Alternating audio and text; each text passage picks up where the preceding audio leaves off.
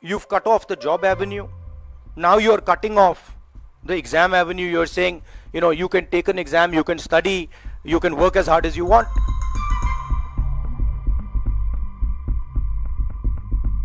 There is a huge pressure on our students, and the pressure comes from a number of directions.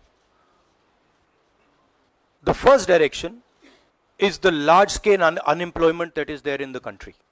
Everybody understands it, everybody knows it, and one of the reasons the government suffered in this election was that all youngsters believe that Mr. Modi is incapable of solving the employment problem. So that's the first thing.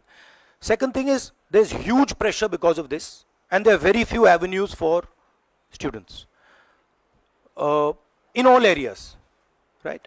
So you've cut off the job avenue.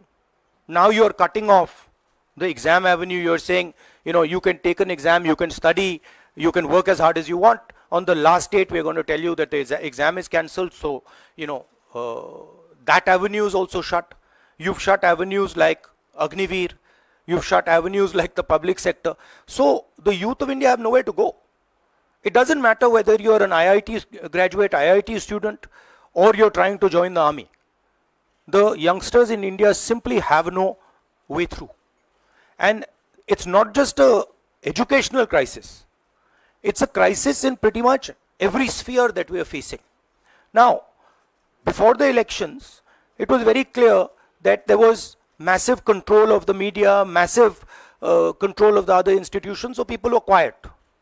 Now people are very clear that we're sitting on a disaster, and we've got a government that is crippled, cannot do the job. It's literally walking around on one leg, right? So, yes, it's a crisis. It's a profound national crisis. It's an economic crisis. It's an educational crisis. It's an institutional crisis.